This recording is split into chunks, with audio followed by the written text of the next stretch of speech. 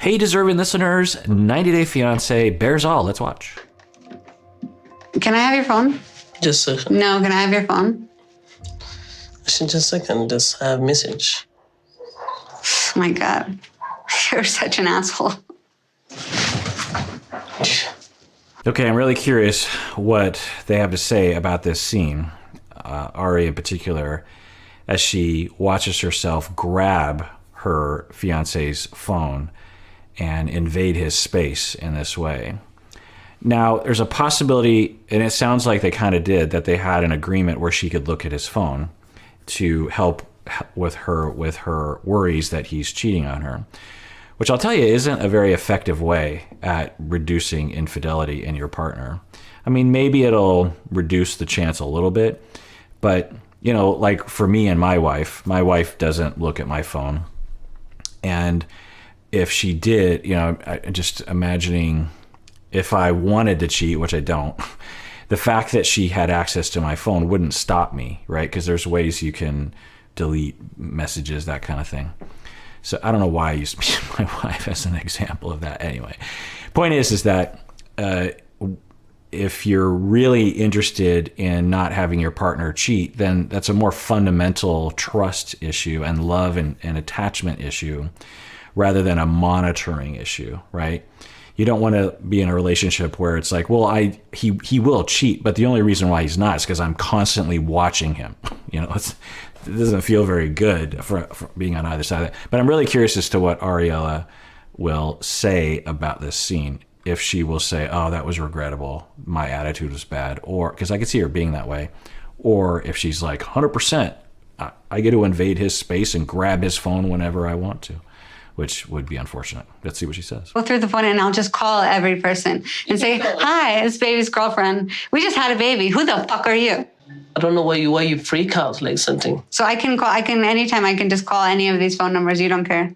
Like sometimes if I'm working, yes, I don't talk to you. Sometimes I wasn't busy, even if I switched off my phone. I'll say this again. I said this the original time I watched this scene. This is just a classic preoccupied avoidant. I don't know if they are those attachment styles, but this is just a classic conversation where she is, you know, give me your phone and where are you and how come you didn't text me? And he's saying, look, sometimes my phone's off. Sometimes I don't answer my phone. And both people are not being differentiated. For the Arielas of the world, it's okay.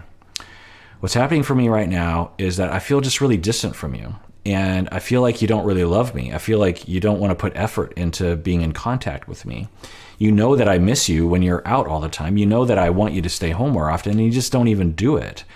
And it just hurts my feelings, and it worries me that you're going to cheat on me. Okay, that's differentiated, right? You're taking ownership of your feelings. You're not using those feelings as an excuse to control and grab and accuse and say, I'm going to call everyone on this phone and bother them and get angry at everyone. From his point of view, the differentiated situation is, oh, I'm getting a text from her right now. We might get into a fight, but we'll really get into a fight if I don't text her back. And so I should probably face it and just text her and see what's up. And if she's upset, I need to actually address that right now. An undifferentiated way of dealing with it is, I don't want to deal with this right now. Or, you know what? I'm going to send her a message by not answering this text to tell her that she needs to have boundaries. That's not effective, right? A more effective way is you go to her and you say, look, honey, when I'm at work, I still love you. I'm not cheating on you. I don't know if there's anything I can do to reassure you of that. But when I'm outside and I get a text from you, I don't know. I'm just not into it. And I see the text, yeah, but I just don't want to get back to you because I just feel like, leave me alone for a little bit. I just want some space sometimes. And I'm not doing anything bad. I just want a little bit of a break. And if you're always texting me, I just get this impression like you want to control me, like you're my mother or something. And I just feel like that's not fair. So that's more owning, it's more differentiated, it's more forward, but neither one of them are doing that. And when I saw this scene, I was really worried, but subsequent scenes, I remember thinking, oh, okay, maybe this is an anomaly. But let's see what Ariela says as she watches this scene. I told you, don't fucking switch off your phone. I told you that. That's the one thing that I asked you to do. Do not turn off your phone. Oh, I will not put up with that shit. And I'm not kidding. Right. Almost always, this is generated from a good place or a normal place, which is, I am worried I'm going to lose you. And the solution that she's resorting to is control, criticism, yelling, demanding, acting like she's a police officer and he's the criminal. Instead of saying, you're hurting my feelings. You're scaring me. I'm scared. I'm hurt. Maybe I'm hurt because there's something about my past that's making me, I don't know, but I just feel really hurt.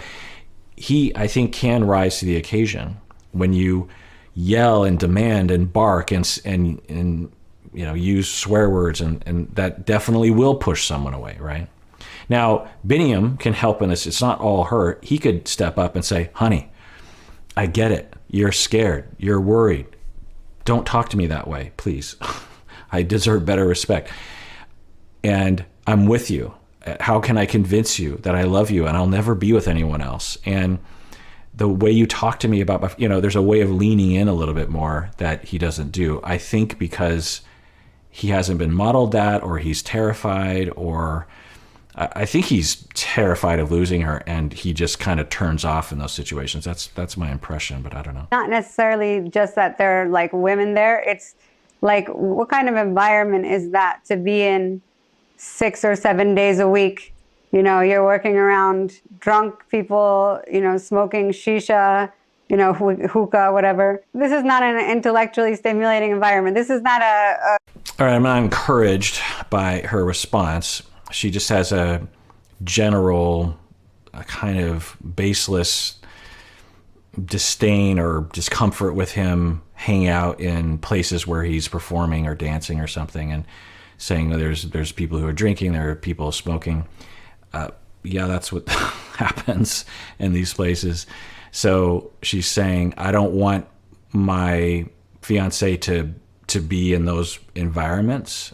For why? I mean, that's his job.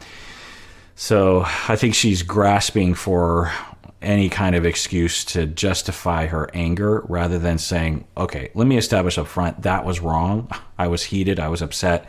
It's not okay. She didn't say that. So, but I kind of think that she would if she was given a chance, because I don't think she's not like Angela. She's not like generally distorted and unfair.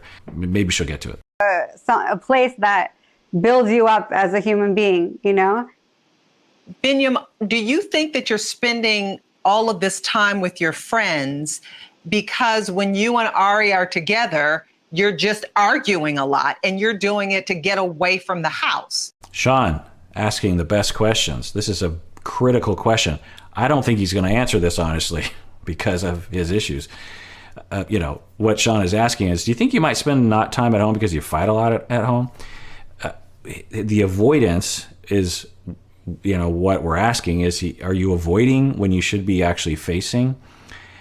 Well, to ask this question challenges the avoidant people because they want to avoid. They're just trying to stay out of trouble. So let's see what he says. Me and Ari, when we fighting, it's better when I'm leaving the home, because I want to make her calm down. Actually, I think the reality of the situation is when you're upset, you leave the house and you turn your phone off so no one can get in touch with you. It's interesting. So I think we're hearing more data pointing towards preoccupied and avoidant, and at the very least, and not a severe case, because I treat couples that have seemingly more symptoms and more intense symptoms, but a slight leaning in that direction where she's more preoccupied, more hypervigilant about closeness. There's some normalcy to her. I mean, if he is always, I'm getting the impression he's never home. Like she said, he's never home, but I thought, maybe she's exaggerating. It sounds like he actually is never home when she's awake. And so there's some normalcy to that. But the way she approaches it, instead of like, honey, I miss you, like, what's going on here? She criticizes, controls, grabs, yells, that kind of thing, which is more of a hypervigilant, because the feelings are so intense. It's one thing to miss someone and to be longing for some closeness. It's another thing to like be so hurt that it's just, the analogy that I will give sometimes, or a sort of analogy, is someone, let's say that you're in the supermarket and you have your cart and someone just bumps into your cart and and they weren't watching where they were going. They're distracted and they kind of bump into your car. They did something wrong and you're kind of annoyed and you're kind of hurt, but you're not going to flip out because you're like, well, it's not that big of a deal. They just kind of bumped my car. Big deal. Well, so that would be a situation where you're more differentiated and you're hurt about the distance and you're just like, oh, okay, hey, excuse me, could you maybe, you're just more regulated as you're asking a request, like, could you watch where you're going? And for the preoccupied person, it feels so it just same situation, just kind of hits the thing. But the way it feels is someone flew off of a shelf and just smashed you across the head with the cart, even though that's not what really happened. But that's the way it feels. It's like this very violent, scary thing. And that's what it can, I don't like this analogy as I'm saying it out loud, but that's the way it feels to someone when he doesn't come home. It feels very hurtful. And then the anger is commensurate of that pain. And then the person feels justified in their control and yelling and criticism and demands.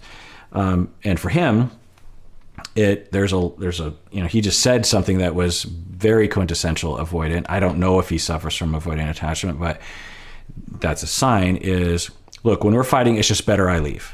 When we're fighting, it's better I leave. No, it's not. I mean, maybe temporarily, but not as a policy, right? That doesn't help you to resolve. And it's just going to trigger more of the concern from her, right? So you see how they both come together as a system. He is distant and leaves. She reacts to distance by control and invasion, and so that creates a pursue resistance, or they're both causing it. I could work individually with either one of them and change potentially this dynamic, where if he were to stay home and to approach and be more vulnerable and listen and maybe respond to texts a little bit more, she will get less angry and you won't have to leave the house or have the impulse. From her standpoint, if you stop approaching him about distance in the way that you do, he might not avoid. So they're both causing each other. Anyway, it seems. That's the reality of the situation. Because you're going crazy after when you come down. You? Okay, so it's normal to leave for 2 days or 10 hours or 6 hours, or that's normal internal. So I guess let's say this is this classic preoccupied, avoidant, pursue resistancer. Both are right. From his point, he's like, so it's just normal that you're that crazy, as he puts it.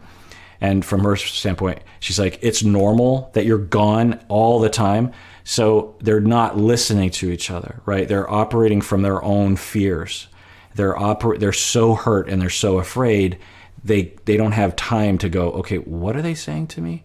And how are we triggering each other? Which this can often lead to dissolution of relationship or marriage. And it's so sad to see. We kind of saw this with Mike and Natalie. There was a similar dynamic. Anyway, let's watch. And then you disappear for 2 days. Do you think that was the right thing to do? Just wait fighting, and then that's why and then she doesn't let her go me for for celebration. He was with Wish, actually, and I called her and I was upset. And Wish, she hung up the phone. Oh, so this is actually a lot more intense than I thought, and a lot more intense than they show on the TV show. It's interesting to get the Bearsall data because they don't show this on it. It's a wonder why they don't. You'd think they would because it's, salacious. But anyway, so they're saying that he, during a fight, because he wanted to go to a celebration or a family thing, disappeared with their child, their 4-month-old child. Ariela doesn't know where he is, doesn't know where her child is for 2 days. I mean, that really shows us the dynamic, I think, of the system of the pursuer distance, the preoccupied avoidant, and how, because that's a passive aggression. I can't directly communicate to you that you hurt my feelings and you bother me. This is Biniyam.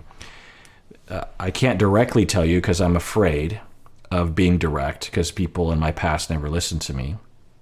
We do know that his parents died when he was young, and that can actually cause it too, because when we have losses in our life, especially when we're young, we can imagine that it's because of our personality that we lost people, even though rationally we understand it wasn't true.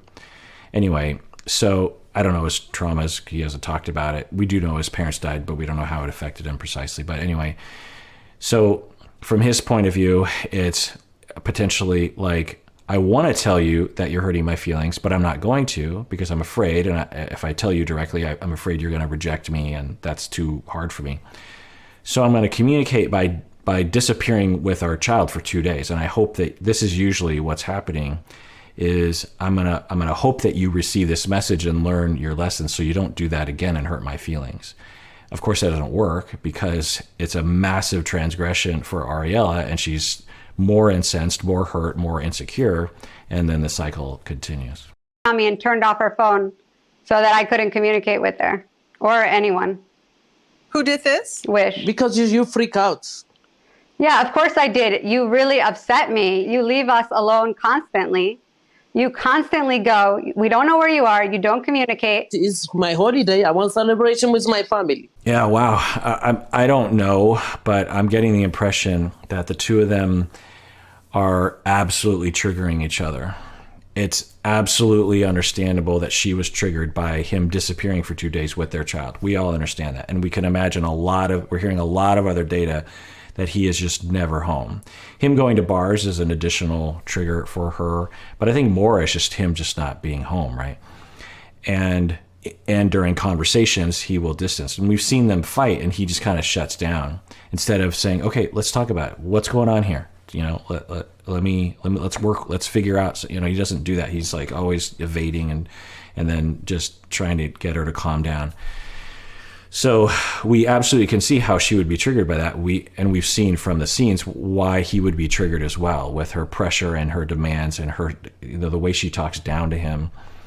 So I'm actually much more concerned about them than I was before, because, you know, with the episodes that are on right now, at least, and maybe by the time this episode airs, I will have actually seen other stuff. But anyway, so, you know, I'm bummed out because I thought that this couple had a lot more stability and strengths and differentiation than they're at least exhibiting here. And because they're referring to a lot of fighting and a lot of distancing. Wish, I've sat and discussed with you and your brother and Mimi and everyone till I'm blue in the fucking face. There's nothing to discuss at this point. Is your brother going to change? Is he going to be better and more responsible, or is he not? And if he's not, I'm moving on. Emotional. What about you? You're not change. What do you need me to change? Yeah, this is upsetting. They seem to have a fair amount of contempt. They seem to not be trying to bridge the gap, and we'll see what they say here. But she's like, and the sisters are getting involved. I mean, it just sounds like they're referring to a lot of conflict. I wonder if this interview is happening after the current season, because, you know, they film these seasons so far in the past, or at least relatively far in the past. I don't know, but they're both having this attitude of, you know, nothing's going to change. I'm done. You know, the proof's in the pudding. This is what Ariela is saying. Either you come home or you don't. Either you spend time with me and the family or you don't. Nothing is changing. Nothing is changing. Nothing is changing. And I'm done. That's what she's saying, which isn't encouraging for their relationship. And Biniyam is saying, and you're not changing either. You don't change. You don't change. And so, you know, couples therapy. And I'm afraid mainly for Biniyam, because if they get divorced, I can see Ariela moving back to the States and taking her child with her. And we know how much that is going to traumatize Biniyam. You have so many problems, like your anger problem. If you anger in front of my baby, like something Right, and I don't get angry in front of the baby anymore. That was a problem. You have to pay. Okay, interesting.